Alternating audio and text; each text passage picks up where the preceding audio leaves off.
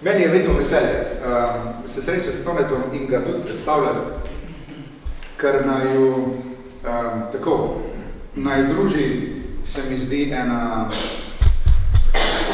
veliko nekaj temeljna, najprej temeljna poklicna pot.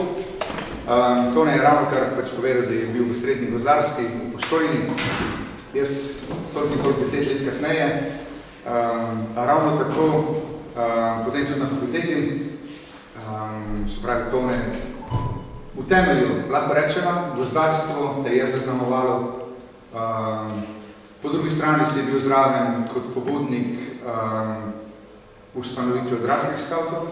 Ja, pa že prej tudi pri ZSKSS. Tako, zdaj te malo bolj poznamo, se pravi, v povezavi z vsemi gozdnimi učnimi potmi, pa s pedagogiko, gozdno pedagogiko.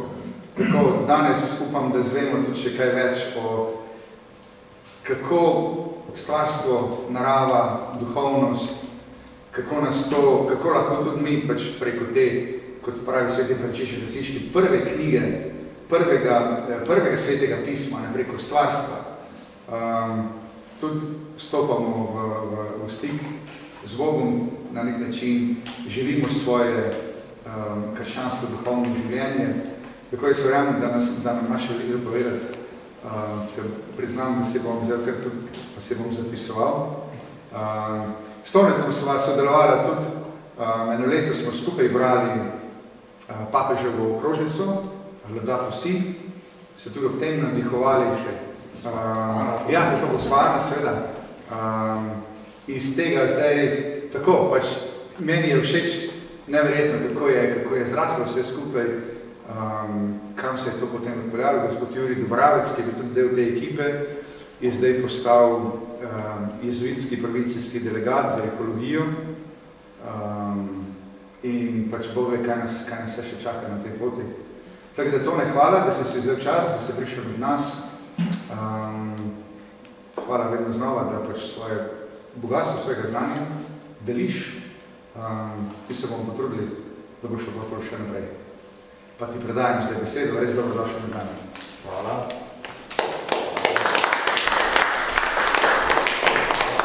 Najprej pozdravljam vam, ki ste si vzeli čas, prišli na tole predavanje, jaz rečem pripovedovanje.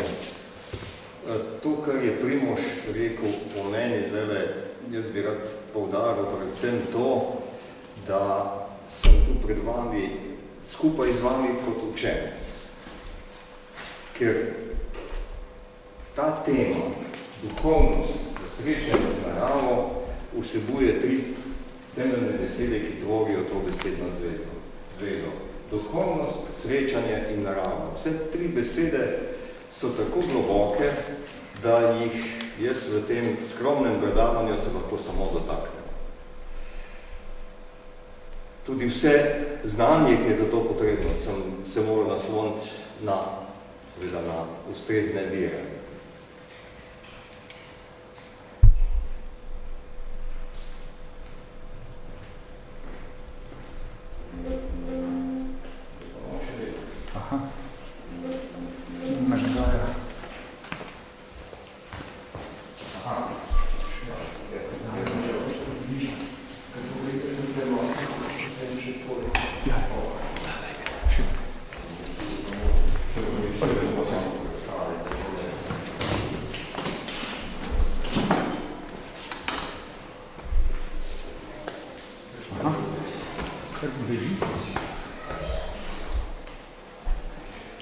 Vseh teh globokih besed se bom predavanju dotaknil v teh poglavjih.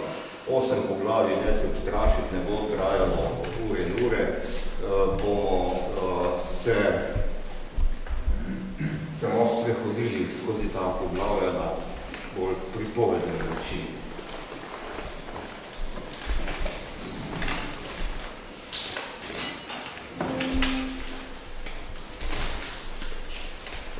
Najprej se razmislimo nekaj o besedi duhovnost. V vsakdanjosti uporabljamo to besedo so različnih povezavah, duhovne vaje, duhovni večer, duhovne vsebine. Drugačne besede za duhovnost, ki se tudi pojavljajo, so pobožnost, mistika, askeza, transcendenca. Ko sem odprl knjigo Janka Kosa, literarnega zgodovinarja, z naslovom Duhovni razvoj slovenskega naroda, začenja s tem, da razmišlja o tem, kdaj je naš narod kot narod sploh nastal.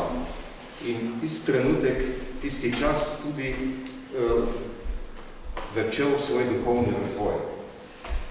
V nadaljevanju te razpravljanja v tej knjigi poveže duhovnost predvsem z kulturo, ustvarjalnostjo naroda, tudi politiko, tudi ideologijami. In jaz sem ob tem pomislil, torej lahko poleg duhovnosti posameznika razmišljamo tudi o duhovnosti naroda, o duhovnosti skupin. V slovarju slovenskega knjižnega jezika je zapisano: duhovnost je usmerjenost k nematerialnim dobrinam. S tem se lahko strinjam. Pogledal sem tudi gradivo Ivana Platonjaka, predavatelja na Hetsko-pastoralni šoli, ki je zapisal takole, da ob tem, ko svet izrinja verske razsežnosti družbe, ljudje vendarle iščejo nekaj globljega in pri tem segajo najrajše po nekih hitrih rešitvah, jih tudi uvažajo z Daljnega vzhoda in jih poskušajo prilagajati zahodnemu načinu življenja. Za nas, ki želimo, zdaj zame, to velja, da uporabim besedo želim biti veren katoličan, je pa na mestu vprašanje, kaj je za nas duhovnost? Ali so to tradicija, je to molitev?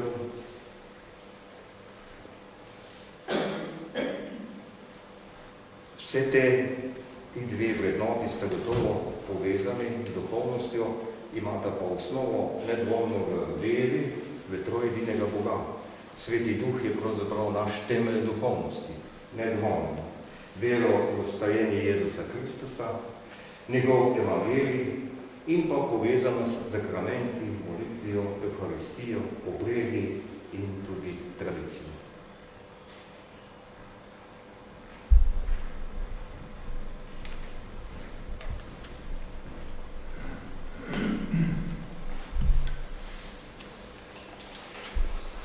Če pogledamo in trenutek razmislimo, kaj nam pomeni beseda narava. Beseda srečanja, se opravičujem. V slovarju slovenskega knjižnega jezika piše, da je to prihod s kom, skupaj, s nekim namenom. In ko rečemo s kom, takoj pomislimo, da gre za osebo. Hopla, torej osebo, ali bomo naravo poosebljali. Vendar, sreči že v samem slovarju slovenskega knjižnega jezika piše, da gre tudi za srečanje z drugimi stvarmi, recimo srečanje z literaturo, srečanje z živalmi, srečanje s tem, s to ali ono stvarjo. To se pravi, da ni take nevarnosti, da bi že v tem predavanju zašli v poosebljanje narave ali celo v kakšno panteizem, kaj takega.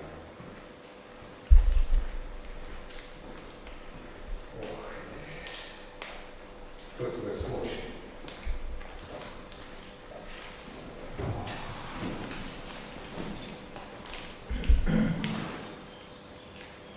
Zdaj pa narava. Spet imamo to vsakdanjo govorico in uporabo te besede, ko rečemo, gremo v naravo, na izlete, na sprehode, na pohode. Imamo tudi šolski predmet narava in tehnika, študiji na univerzi, naravoslovja, fizika, matematika, kemija. V slovenskem slovarju knjižnega jezika jaz se najprej tja zatečem, čeprav so še drugi slovarji tudi pa pravi, narava je od človeka neodvisni predmetni svet in sile, ki v njem delujejo. Del zemeljske površine, ki ga človek še ni bistveno spremenil. Zanimivo, da v zakonu o ohranjanju narave definicije narava ne najdemo. Najdemo jo pa v zakonu o okolju. Tu je zanimivo, da zapišejo, da je človek sestavni del narave in da je okolje tisti del narave, do katerega ima človek še največji vpliv. Narava pa tisti del okolja, ki naj bi bil še vsaj do neke mere ohranjen pred človekovim vplivom. Zanimivo je, v roke sem vzel knjigo Filozofija narave, ki jo je napisal dr. Jožef Lepš, ugledni Slovenec, profesor na Salzburški univerzi, kjer je predaval prav filozofijo narave. Debelo knjigo je napisal, jaz si ne morem pohvaliti, da sem jo vso prebral, malo sem pa pokukal noter. In poleg drugih stvari me je zelo pritegnil na tale stavek, kaj je o naravi rekel pradavni mislec, še pred Sokratik, Heraklit, Efeški, tam nekje 550 pred Kristusom, narava se rada skriva. Odkrivanje narave je prava pustolovščina. Ko odkriješ nekaj, se ti odprejo nova obzorja, nove brezdanje skrivnosti.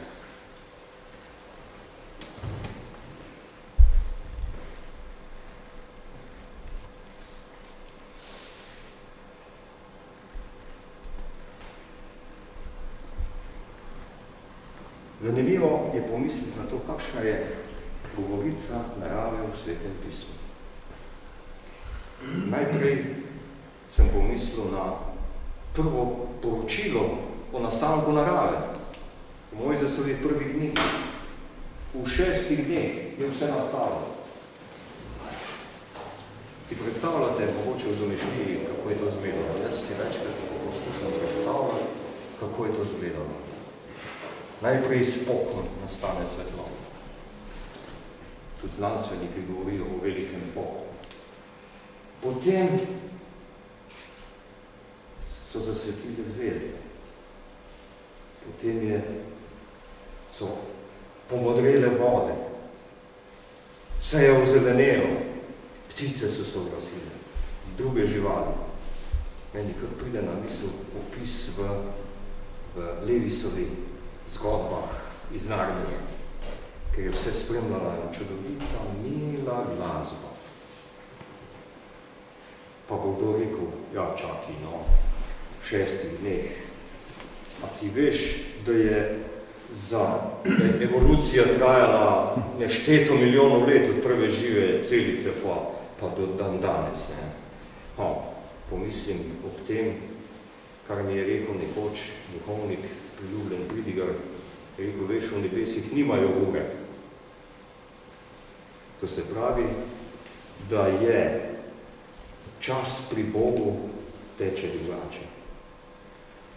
Mi lahko si predstavljamo 6 dni, ne moramo si pa predstavljati, kako je pri Bogu teklo vsa ta evolucija. V 6 dneh vse to. V Svetem pismu nam o naravi govori tudi prerok Elija. Še malo naprej, pozdaj ga bomo tudi še pomenili. Gospoda Boga je on zaslišal v rahlem šepetu.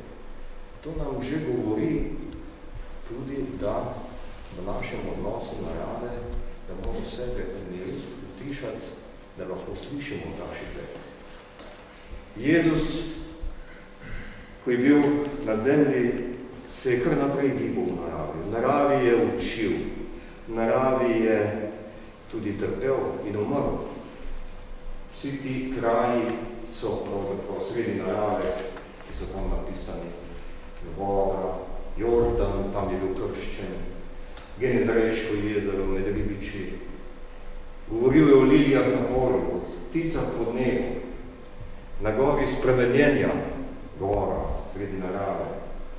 Bil je v puščavi, oljka, ki je govoril. Peš je hodil po Galileji, Samariji, narava mu je bila pokorna v viharju na Genezareškem jezeru.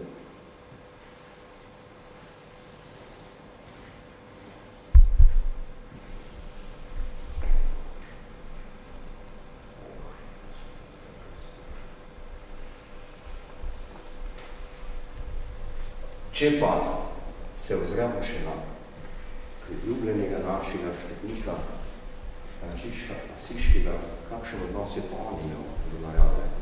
Najgloblja duhovna govorica o naravi kakšnega človeka, lahko rečemo, je njegova sončna pesma. V sončni pesmi je najprej na vrsti zahvala dobremu Bogu za vse, kar nam je ustvaril.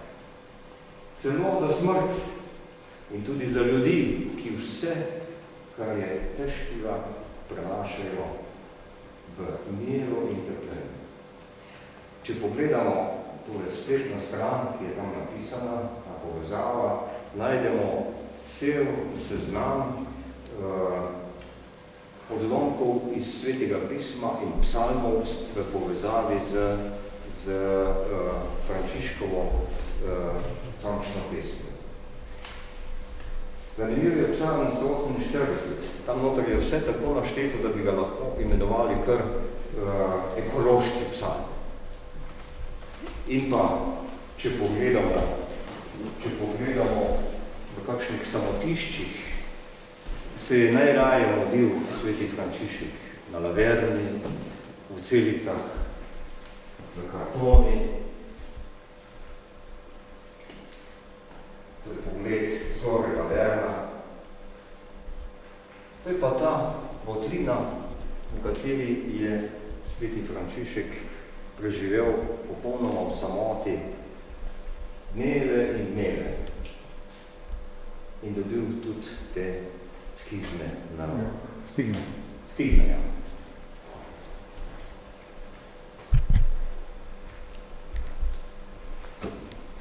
Zelo zanimiv in pomemben dokument o naravi je okrožnica papeža Frančiška, Hvaljen Gospod, po italijanskem obratu si takle zgleda ta knjiga.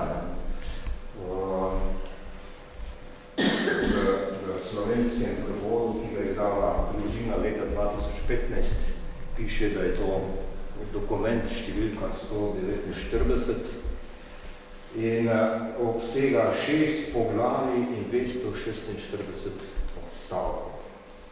Narava je temeljni pojem v tem dokumentu. Povezana je z vso današnjo družbo, s tehničnim razvojem, s prepadom med bogatimi in revnimi, socialno in ekološko krizo. In posebej zelo poudarjena odgovornost nas vseh, kristjanov, katoličanov, do soljudi, do Boga. Dva glavna poudarka sta hvalnica stvarstvo in skrbi, lahko rečemo tudi odgovornosti za naš skupni dom. Se pravi, 7. leto je že ta dokument med nami, ki se zmeraj sprašujem, koliko je blizu nam ljudem, katoličanom, koliko ljudi ga je vzelo v roke, vsaj kaj prebralo. Zmeraj si mislim, da bi to bilo še treba bolje narediti in več narediti.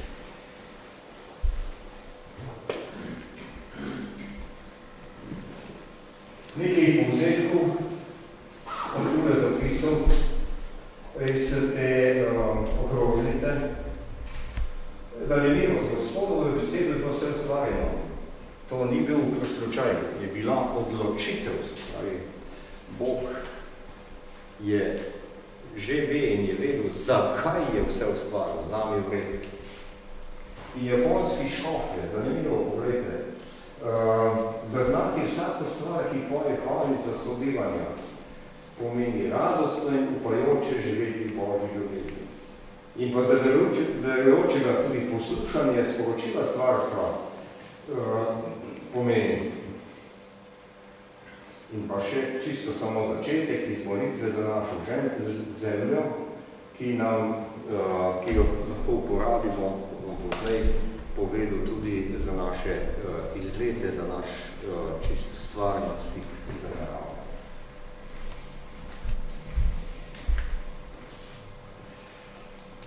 Kot scout seveda ne morem mimo tega, da ne bi pogledal tudi, kako je z naravo in duhovnostjo v scouts.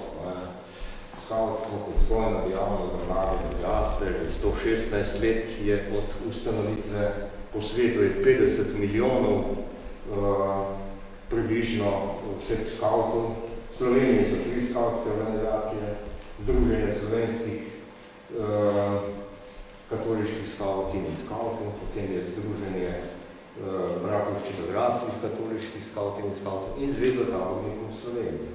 Zveza tabornikov, če se spominjamo, kako so oni skauti, ja, so v svetovni skautski organizaciji in oni so leta 1995 izdali knjigo Temeljna načela svetovnega skautskega gibanja in lepo zapisali 3 temeljna načela. Zvestoba Bogu, zvestoba družbi, družbenemu okolju in zvestoba sebi. Na prvem mestu so tudi oni napisali, da je Bog. Zanimivo, da so pozneje v svoj statut niso napisali besede Bog, ampak duhovna resničnost. Tudi oni so duhovnost vendar upoštevali. In o naravi govori 6. skautski zakon, narava je Božje delo in jo spoštujemo. In pa tudi med skautskimi metodami je navedeno, skauti, če se le da, večino svojih dejavnosti pravljamo v naravi. Brat Primož, ki je generalni duhovni asistent odraslih skautov, je napisal knjižico Duhovna podoba odraslega skauta in je noter vse to tudi razloženo.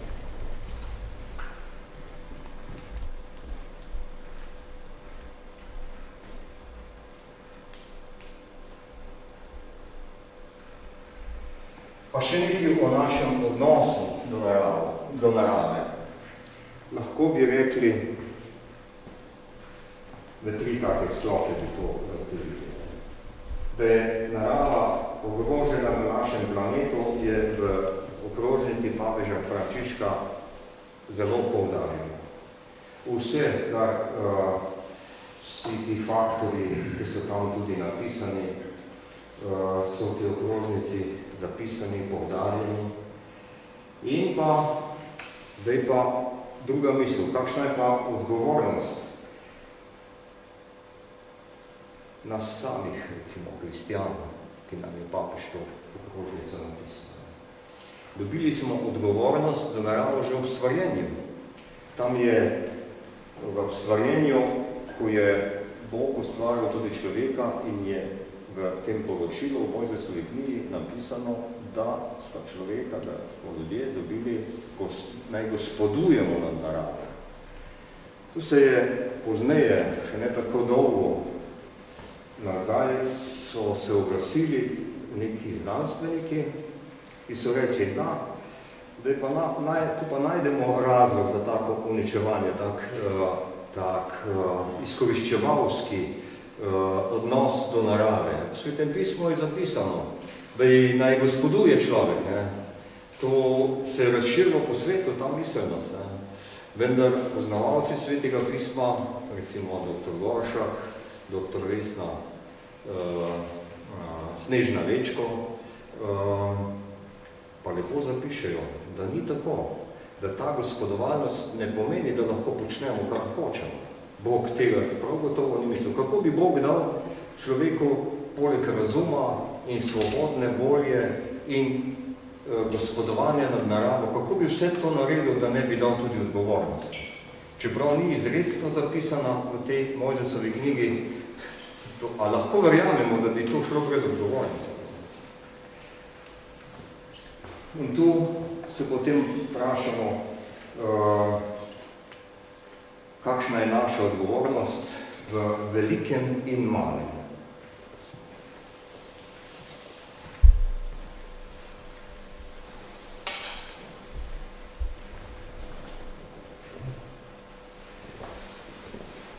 se malo vrnem. O odgovornosti se moramo najprej vprašati, kaj to sploh je. Tudi tu iščem razlago v slovenskem slovarju slovenskega knjižnega jezika in ob množici besed z korenom odgovor ne najdem besede odgovornosti. Slovenski slovar slovenskega knjižnega jezika je nima, kar ne morem verjeti. Nekako boljši je v spletnem slovarju Frano, ki pa pove nekako takole, da je odgovornost prevzeti voljo, da boš neke naloge, neko poslanstvo izvršil, nekako tako, ne, da besedo. S tem se lahko strinjam.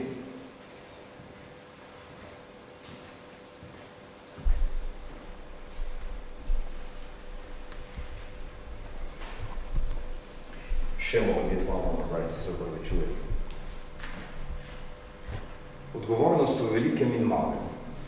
Ko pogledamo v velikem celotni svet, so seveda tudi dogajanja na ravni držav, na ravni planetov, na ravni kontinentov, kjer je naš vpliv nepomemben.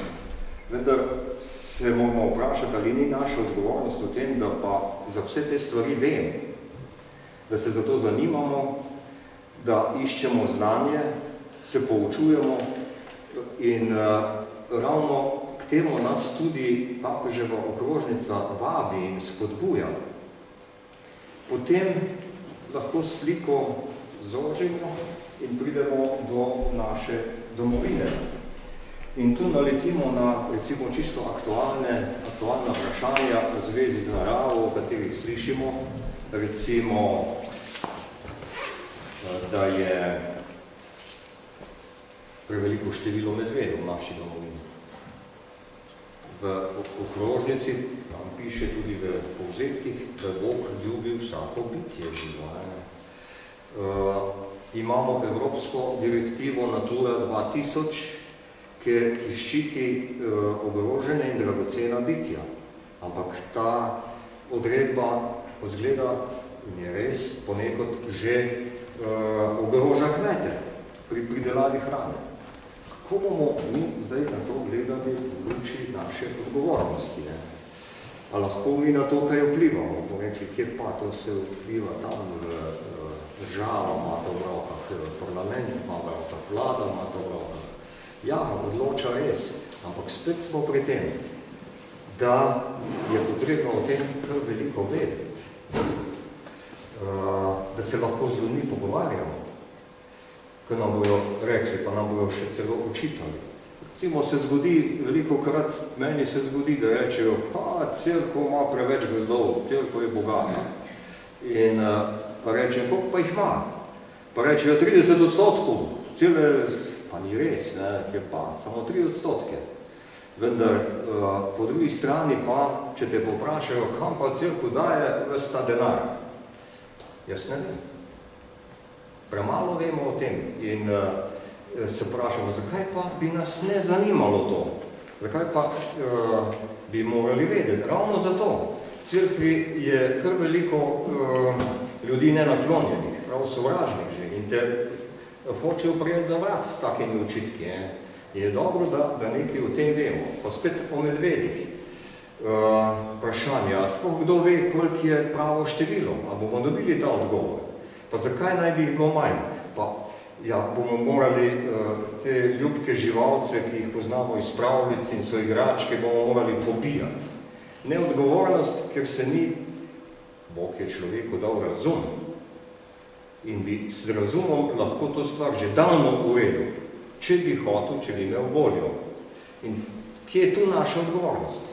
Spet, da te stvari vemo, da se za njih zanimamo, da se o njih znamo pogovarjati.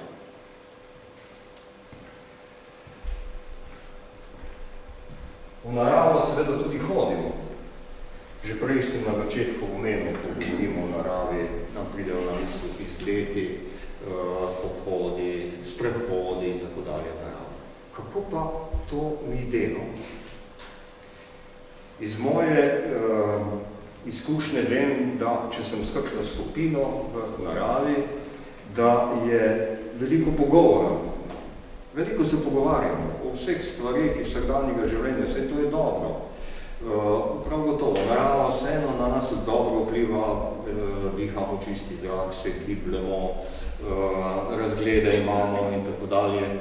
Vendar lahko bi bilo pa še več, če bi si rekli, gremo tako, kot nas kliče prerok Elija.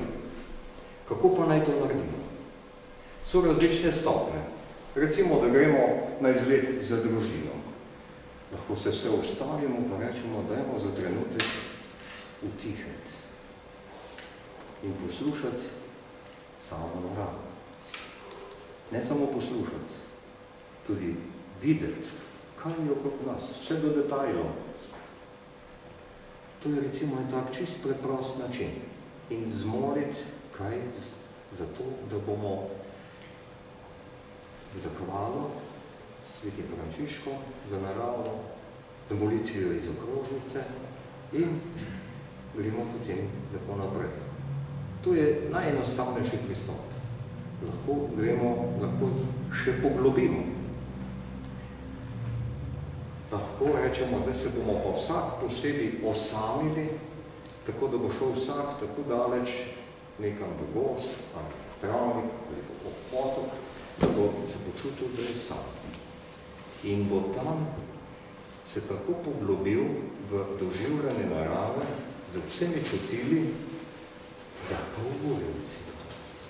In bo opazoval od velike slike do prav drobnih stvari.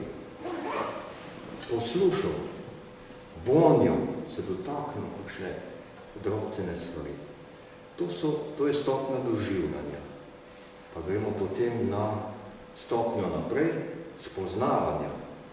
Kaj pa je ta droben predmet tukaj? Kamen, list, vejica, storž, drevesna skorja. Kakšno vlogo pa ima tu? Kaj pa o tem vem? S čem vse me povezuje? Tu pride pa do poštev to povezovalno, rečemo tudi asociativno razmišljanje, ko posamezne stvari ali pojme povezujemo z drugimi. In potem, po določenem času, pridemo spet skupaj in si vse to povemo.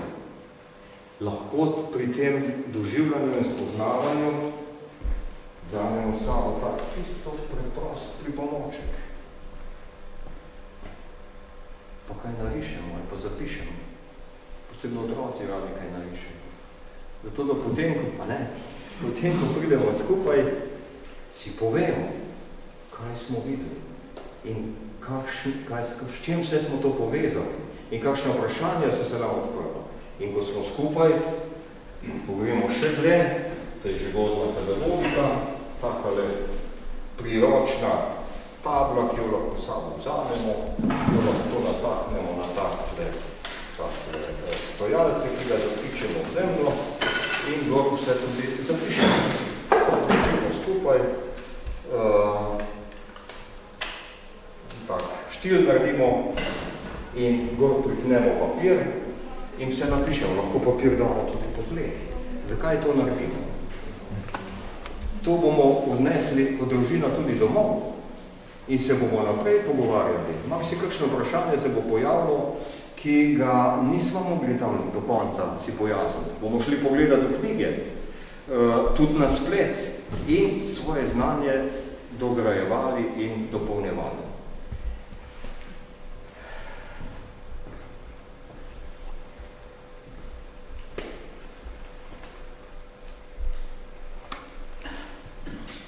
To je na nek način, bi lahko tako rekli s Heraklitom, da je to tudi neke vrste pustolovščina, to tako odkrivanje. In tudi če bomo pozneje uporabili internet, to ne bo taka uporaba, ki tako grozi s tem zasvojenostjo, s temi igricami in tako naprej. Ampak čisto nekaj drugega, bolj produktivnega, za pridobivanje znanja. Lani poleti sem skupino kolegov iz Komisije za tematske pešpoti v Sloveniji obiskal Rožnovensko pot na Bredjah, ki se je tudi prijavila na vsakoletni natečaj za najboljše poti tematske v Sloveniji. Mi smo to pot pregledali, ne, po kriterijih, ki jih ima komisija. Z nami sta bila Jana Grohar, ki skrbi gospa za to pot, pa njen sodelavec Bojan. In takrat meni šine v glavo, poglej, kaj pa če bi bila to pot, na kateri bi lahko srečanje z naravo poglobili v verouk naravo. In ravno to, kar sem prej govoril o tem poglobljenem srečanju z naravo, o teh stopnjah doživljanja, spoznavanja, če dodamo temu spoznavanju še duhovne vsebine, povezave na svetopismo, povezave na veroučne vsebine, je to dodana vrednost, rečemo, lahko klasičnemu verouku, ki ga lahko družine same izvajajo. Jaz sem to letos za cvetno nedeljo sem bil potem še enkrat na romanju na Rožnovenski poti in sem to romarjem vse predstavil in z gospo Jano Grohar, ki skrbi za to pot, smo se odločila, da bova povabila enkrat romarje na tako romanje, ki bo prav prilagojeno za verouk v naravi. Mogoče ne bomo šli po celi poti, je 12 km dolga, ampak samo en del. In jo izvedli za skupino na tak način, da bo kot verouk v naravi. O tej ideji sem se jaz pogovarjal tudi že z dvema pristojnima duhovnikoma, ki ste prvi visoko v tem katehetskem svetu v cerkvi in sta se oba kar naklonjena tej ideji. No, co jo tudi vam tule predajam, to idejo, če bo kdo jo lahko poizkusil in uporabil, če bo kakšna želja, da s kakšno skupino gremo skupaj, se bom tudi odzval, sicer pa jo prepuščam v Božje roke. Hvala za vašo pozornost.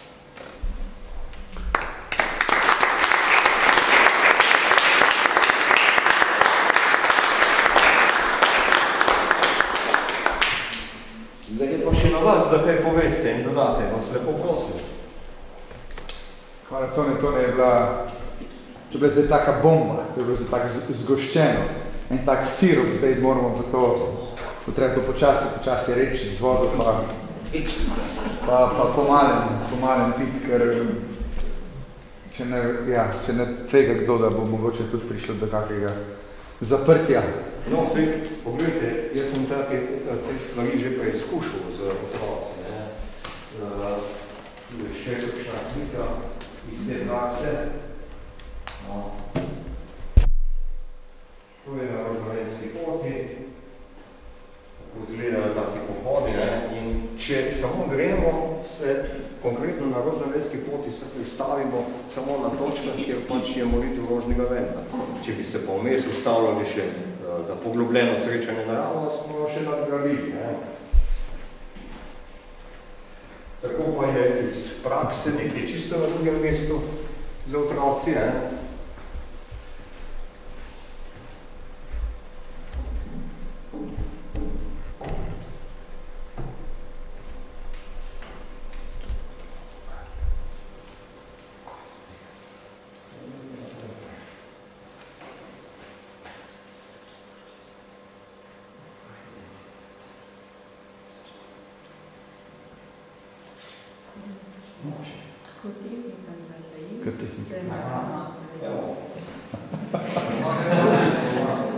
Poglejte, tole, ta gospod Straho, ne boste vgani, kdo je, ne bo hud, če ga izdam. To je gospod Jože Plut. Z njimi smo za veroukarje iz stolnice izvedli tak pouk na Dolenjskem, sredi gozdov.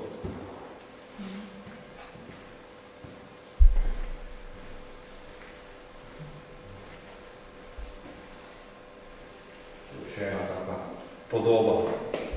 Otroke pritegne, Tako še en dodatek. Torej,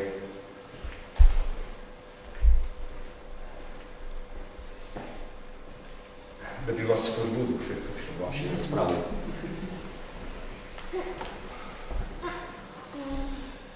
Kaj bi ti rekla, kaj? Rekel. Matej, dečko je. Oprosti.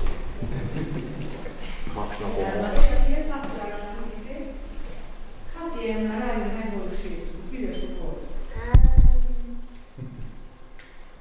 Da se igra. S čim pa? S palcami. S čim? S palcami. Aha, ko so na tleh. Ja. Palčke rada pobiraš, ne? Rad pobiraš, prav spet sem se zmotil. Ja, palce je lahko meč, palce je lahko pištola. Ja. Palce je lahko pora. Na kaj bi te pa palce lahko spomnila, ko si bil pri roku? Kje so vse palce bile?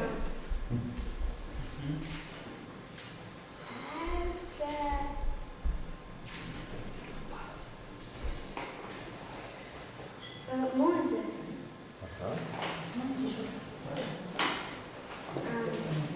Palce se odprle morja.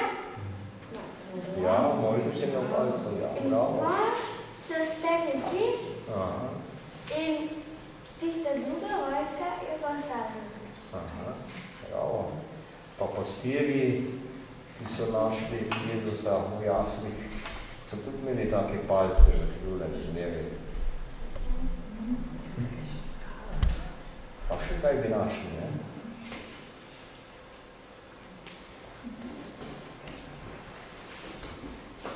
Ja, pa tako je podobno s palco po kampu, da bi potekla voda. Tudi, ja, tudi, bravo.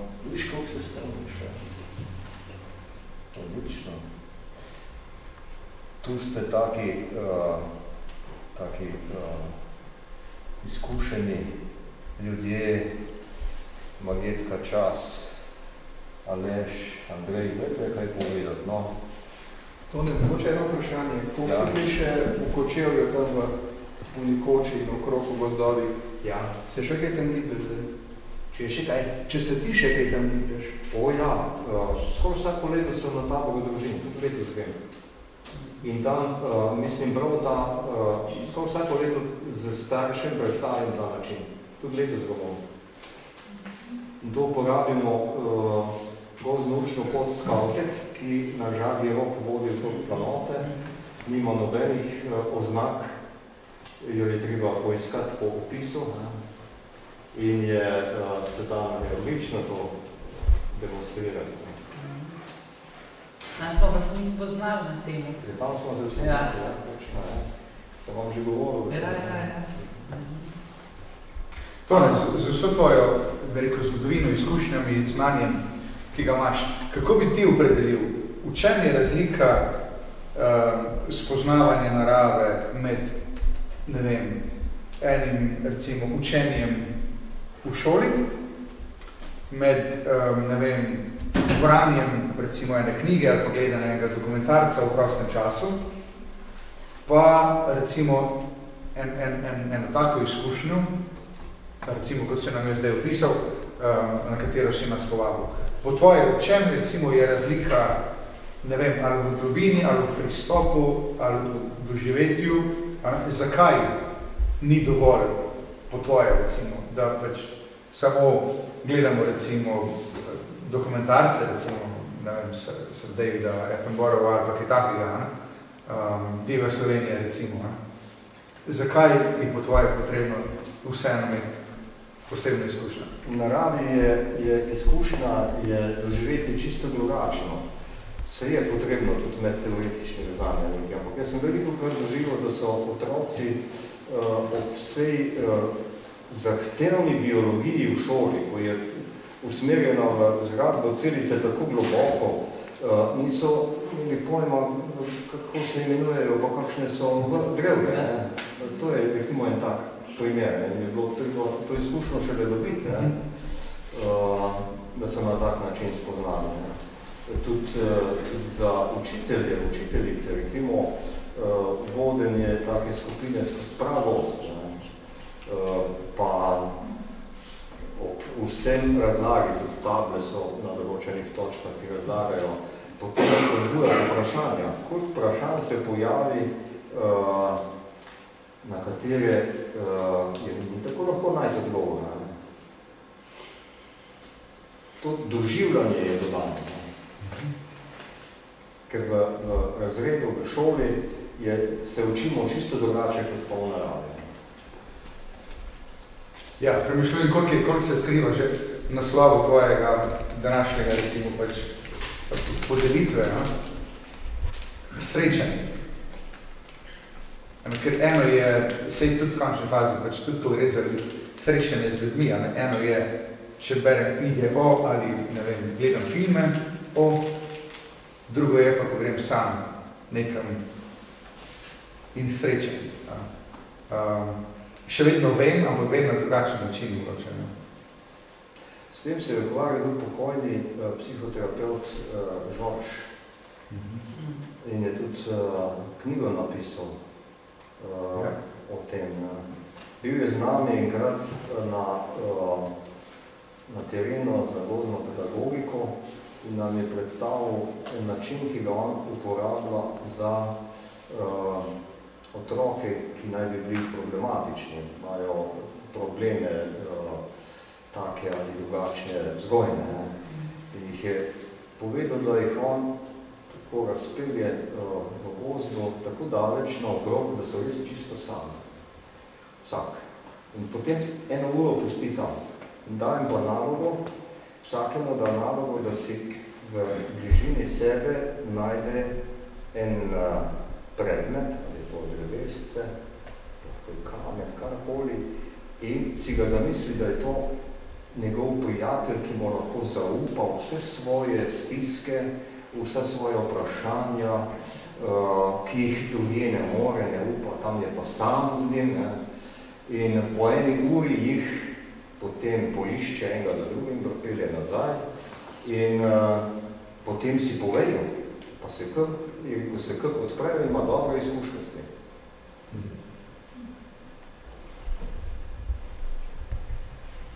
Z tega srečanja ga imam na fotografiji, ko je splezal na drevo.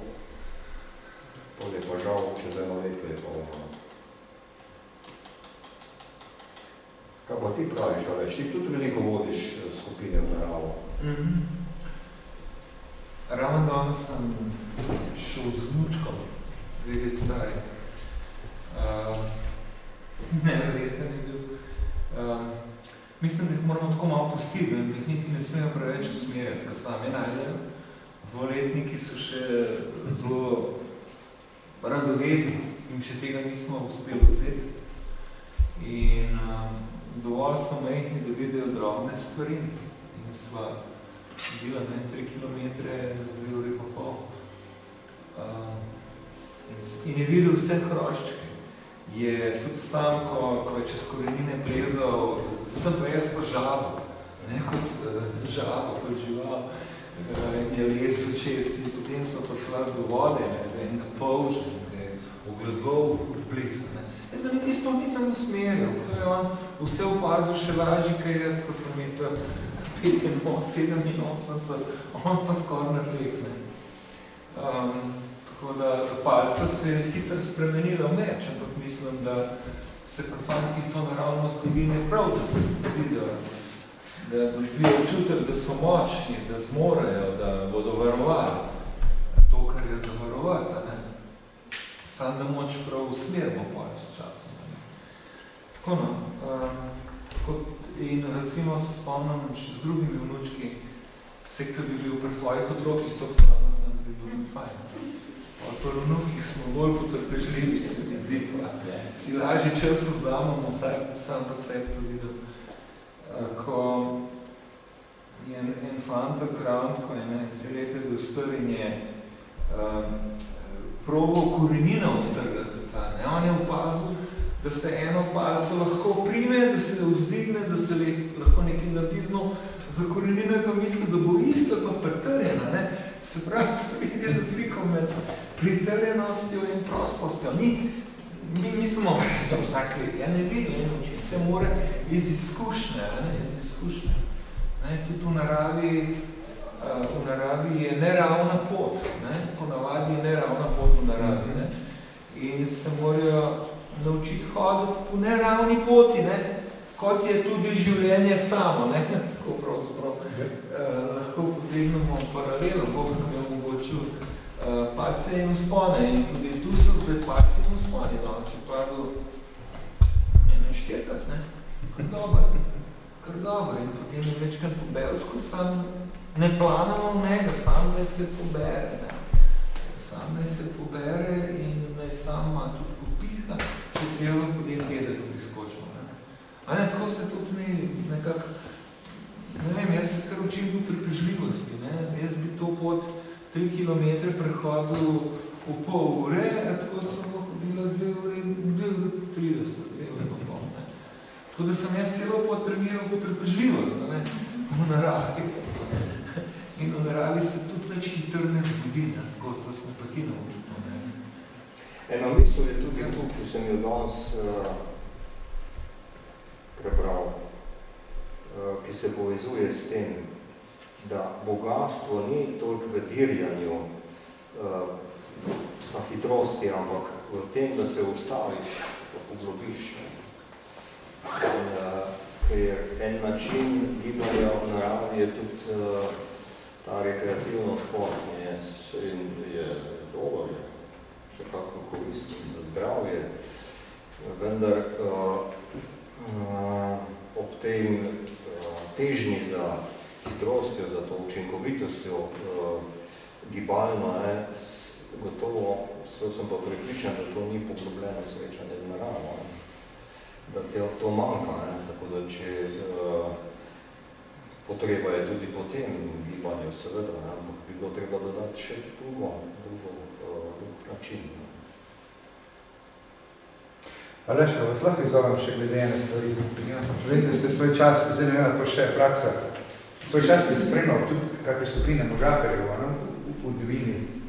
Kaj je pa to, v čem je to razlika, recimo, v primerjavi zdaj, recimo, s to izkušnjo z vnukom, ko imaš pa pač tam, ne vem, odrasle moške, ki pač bolj ali manj, si predstavljam pač vse temeljne stvari v naravi bi morali vedeti, če iz prakse pa vse iz teorije, iz osnovne šole, iz srednje šole, iz faksa. Kako je pa to, recimo, izkušnja? A vidite tudi, da je razlika potem? Med čim, med otroki? Ne, da je razlika, recimo, v spoznavanju, v odkrivanju narave, tudi pri odraslih. Ne vem. Tukaj, tako, te moški pohodi, to so taki dolgi Skoro redka čas, škoda, da morate iti, naša beseda bi bila zelo Bo posneto. Nekaj imam, skozi mi leži na duši, da vam nekaj povem. Jaz delam pač eno zelo težko nalogo, sem si zadala, pa mi je zadal gospod. In včeraj sem bila en zanimiv pogovor in sem imela časa pred tistim srečanjem, ki bo trajalo samo 15 minut, jaz moram vam povedati, kaj delam, kaj bi konkretno. In sem bila zelo preizkušena. In sem imela eno uro časa pred sestankom in sem šla v blizu šole je en gost, pa en paviljon je bil, neke flaše so bile, sem najprej lepo počistila. Ko sem prišla v paviljon, sem zagledala. Spet zagledam kamen, drug kamen. 9 simbolov, take tolažbe, tako pravljico bi lahko napisala. Ne bojmo se, gremo dalje. Vsak ima neko nalogo, ne? In jaz v naravi, jaz ne grem za to, da potem ti tolažbe tam dobijo, ampak kar zagledam. Ker ko si preizkušen, a ne, ti Bog da, da nekaj vidiš, a ne?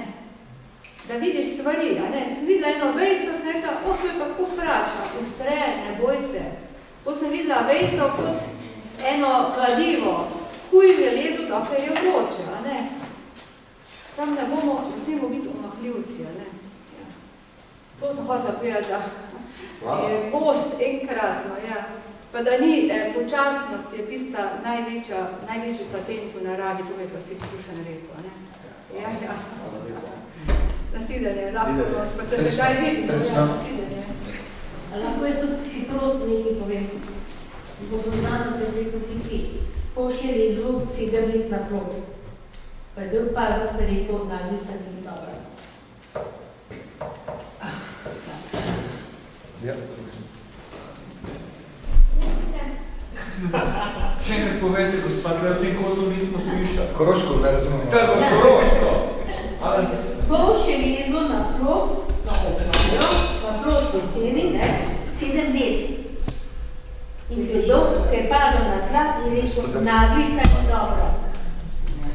Kaj je to naglica? Naglica hiter. Ni dobro hiteti.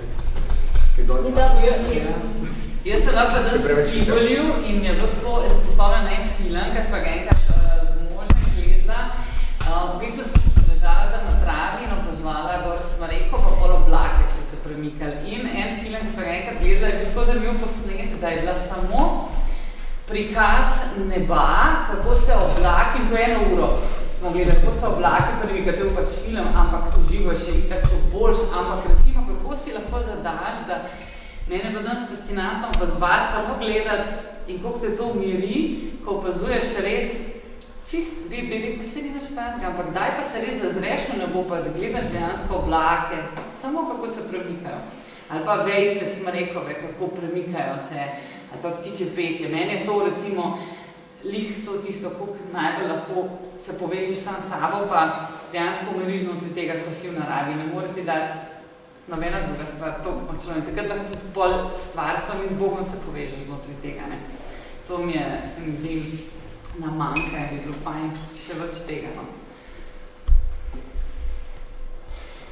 Jaz bi še to rekel, da ni res, da naglica ni dobro.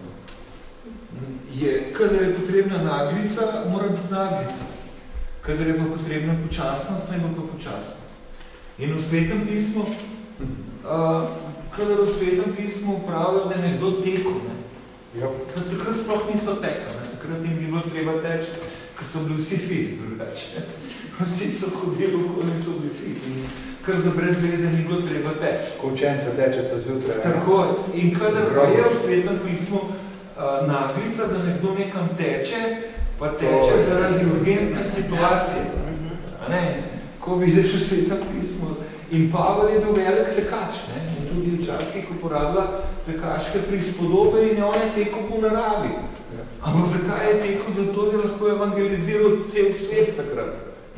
Vprašati se moramo, kakšen je namen. Da jaz nimam namen trenirati vnučka 3 leta starega, ampak pač čas prebiti z njim. Včasih je pa treba teči. In moraš biti tudi zmožen teči po svojih trenutnih zmogljivosti. Če pa nisi zmožen, da pa doleti kaj takega, kot je mene z osnovnošolci Montessori šole na vrhu Roga. Šli smo na vrh Roga, potem smo zlezli še na stolp, čisto na vrhu. In ko smo bili na stolpu, nenadoma z 2 strani črmošnic, pa strani kočevja, 2 črni gmoti sta se približevali. Res črni gmoti.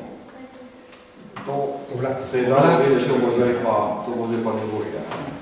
In takrat bi najraje otrokom rekel, bežimo, tecimo. Ki je pa? Ne smem jim reči, se mi bo kdo potopil tam na tistem stolpu. Sem se takrat, pa ravno prej sem jim pripovedoval, kaj se je eno hudo zgodbo, ki se je zgodila Mateju župniku v Štepani vas. Ko je bil z otroci med letom. Ko se je zgoraj kamen otrgal in padel punčki na glavo in mu je umrlo na roče. Tako da smo morali z tistega stolpa kar počasi in upati, da se bo dobro končalo. In tudi po strmini, najprej, ko je pod stolpom na vrhu Roga, je tudi kamnita, kar počasi. Ampak hvala Bogu, 3 kaplje, par kaplje je padlo in se nekam čudežno vse razpadilo. Lahko bi bilo pa čisto drugače.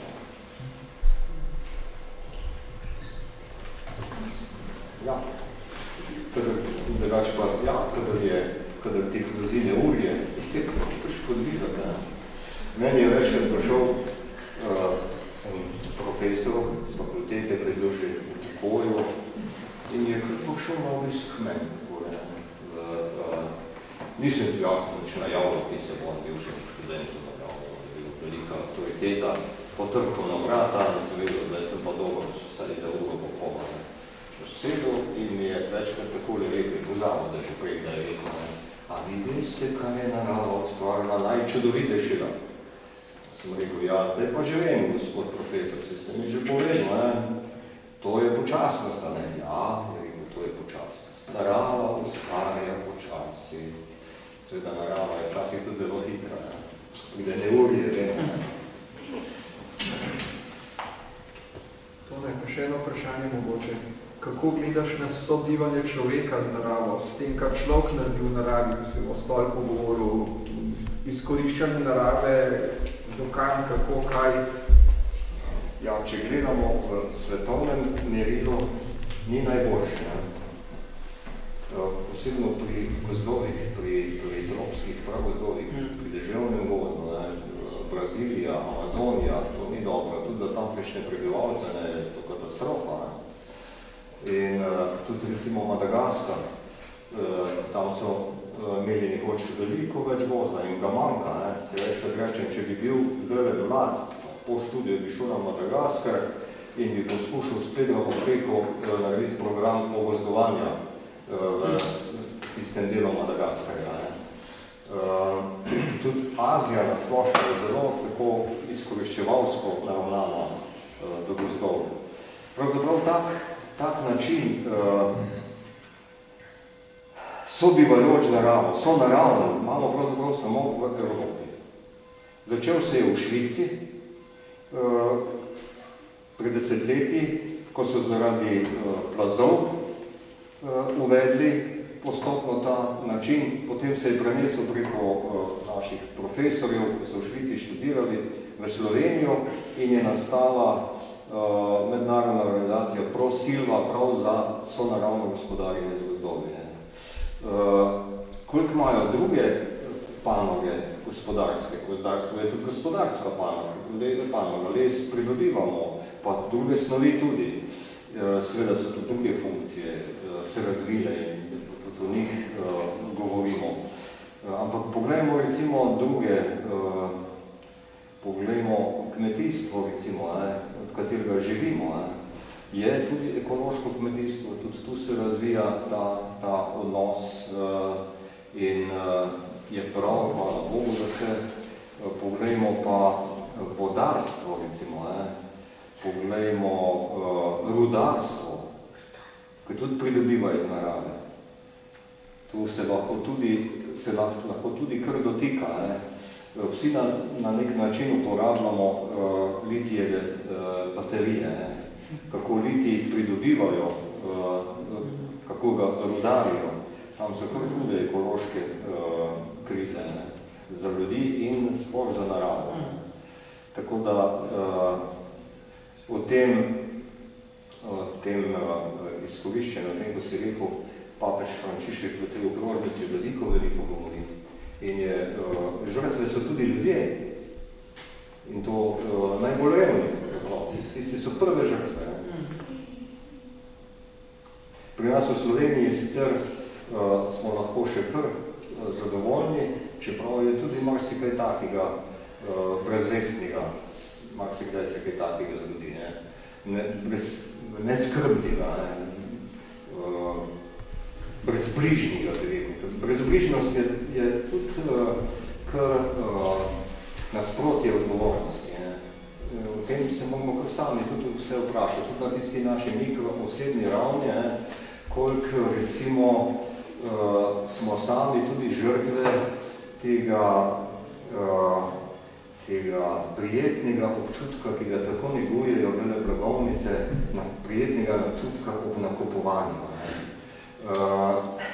Kako hitro lahko tudi sami zapademo in se lahko potem vprašamo, kako je možno, da se pri nas tako splača vsem tem vele blagovnicam, kar na novo postavlja, pa na novo, da se vsem splača. Okrog Ljubljane, pa tudi drugje se so postavljali na najbolj plodnih kmetijskih zemljiščih. Mi pa ugotavljamo, da nismo s hrano samo obskrbni. Vse v vele blagovnicah kupno. Ja. A smo tudi sami takole, ja. bi bilo to stvar že kar za zavreč, tam bi jo lahko še korak. Se v Belogorci tudi znamo, srečujemo, ko gremo v zelenjavo. To je še eno vprašanje. Kakve poveste o svoji skautski izkušnji, svojem srečanju s skauti? Nekje ste se mogli srečati in postati skaut? To je bilo pa pred več kot 30 leti. Nekoč mi je rekel, ta prvo srečanje, jaz sem bil tabornik v osnovni šoli. In takrat sam ne vem več, kje sem jaz dobil v roke to knjigo od Baden Pavla Skautstvo. Kje sem jaz to dobil, ne vem več, ampak tisto je bilo odkritje, tam je bilo čist nekaj drugega. In takrat je bilo to samo sanje lahko. Poznej, ko sem bil v Ljubljani, ko sem bil v službi že dolgo časa, tam sem bil nekje, okrog 45 let sem bil star, ko me nagovori moj prijatelj, oče od poznejšega znanega skauta Marka Iršiča, Andrej Iršič, on je bil takrat v službi, bil je profesor fizike in pravi, veš, da bodo v Sloveniji za to skauti, res, kako pa ti to veš? Ja, rekel, pridi na sestanek v Štepanji vas, tam se bomo starši srečali. In sem jaz prišel tam na sestanek, še nisem nobenega poznal, Andrej me je še pozabil predstaviti, tako da je potem gospod Kušar rekel, bilo pa jaz sploh to, Bil je pa sestanek staršev, ki jih je začelo skrbeti, kaj njihovi mladi počnejo, kar sami, nek tabor in tako, da je treba imeti malo nadzora, in mladi pa niso pustili takrat staršev zraven to, bomo mi sami imeli v svojih rokah. In tam se je pravzaprav začelo, da sem prišel potem v stik z Petrom Lovšinom, pa z tem, ko je bil duhovni asistent Rafom Pinozo, in kmalu je bilo že na vrsti ustanovitev za SKSS, jaz sem tam bil že prezraven, smo ideje, kako bi to potekalo, pol je bila slovesna maša v ustanovitvi, se spomnim, to mašo je imel pa škof Perko, ne Perko, koprski škof Pirk, on je imel mašo, ne vem, kako je že bilo do tega, ko sem berilo bral, in potem je bilo pa sem postal pa stegovodja Ljubljana 2 in od tam so me pa delegirali kar za načelnik, tam sem bil 4 leta načelnik, od 92 do 96. Kaj? Tu je pa Ljubljana 3, To je bilo kasneje. Tu pa nisem bil član Ljubljana 3, ampak enkrat so mi pa podarili rutico. Smo se potrudili. Je pa Andrej bil. Andrej je bil pa naš prvi tajnik. Takrat, ko sem jaz bil načelnik v našem izvršnem odboru, kako smo bili skromni, da je hiša postavljena v Štepani vasi, tako je bil pa naše tajništvo pri Andreju doma. Zdravlja sopci, Ampak smo pa imeli razboljiva leta. Učlanevanje v mednarodno organizacijo. Joj, to je bila zgodba. Bi lahko pripovedoval na dolgo. En korak je to vmes spustil, kako je prišel do načelnika, ker smo potem, oziroma so mladi ugotovili, da je vse en fajn malo starejše zraven povabiti, da so stvari precej bolj mirno tečejo naprej. In potem je v bistvu cel izvršen odbor starejših bil. V krizo vodenja so zašli. Eno je vodenje skautske vzgojne metode, eno je pa vodenje organizacije. Je bilo pa zahtevno. Recimo, kako je bilo to zahtevno, jaz sem podpisoval kot načelnik pogodbo z ministrstvom, ministrom Janšo, ki je bil minister za obrambo, pogodbo o sodelovanju. Mi smo dobili denar, ampak smo imeli zadolžitev, da v primeru naravnih nesreč skrbimo za postavitve šotorov.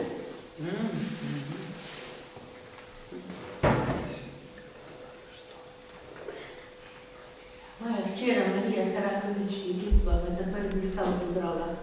Se te spomnite? Ja. Vse ne? Ja.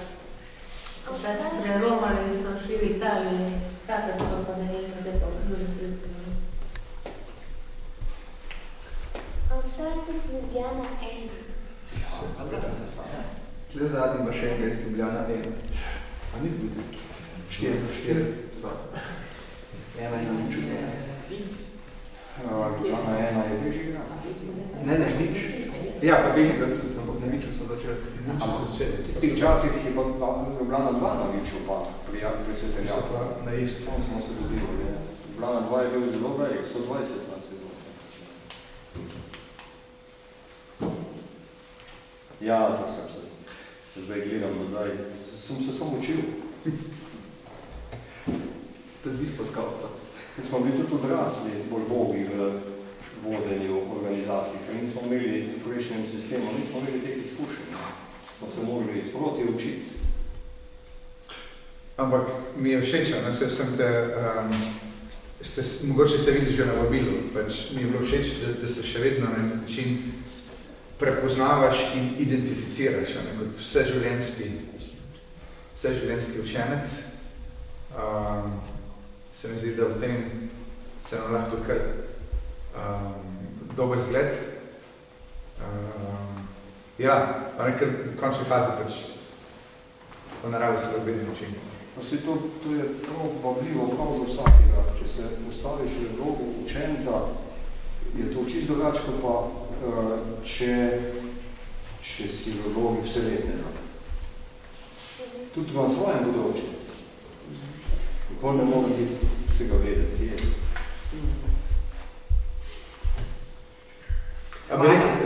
Tone, ti imaš že svoje leta.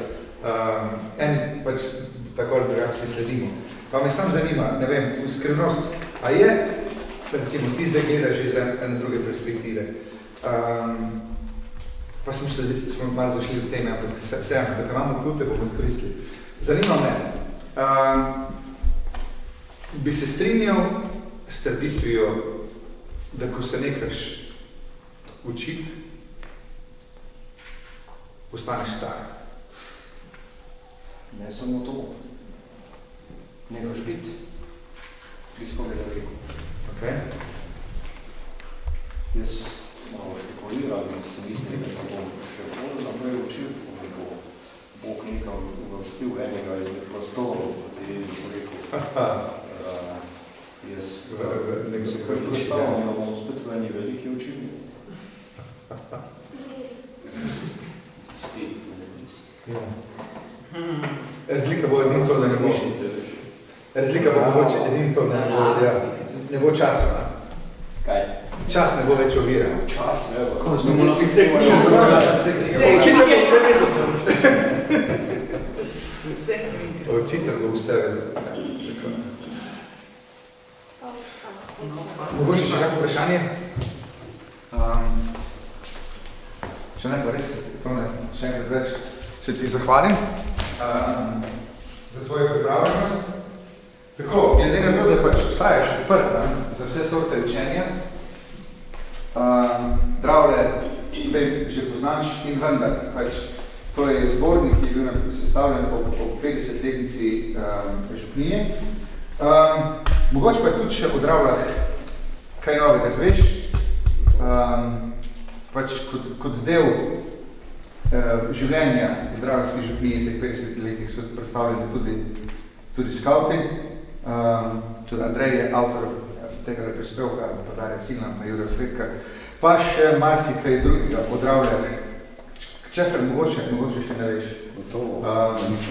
Tako, kot eno vabilo, oziroma kot eno način spodbuda, da ostajaš naprej na zgled pri tem vse življenjskem učenju, pa da nas to na poti učenja, da bi se še veliko krat srečevali. To je hvala te.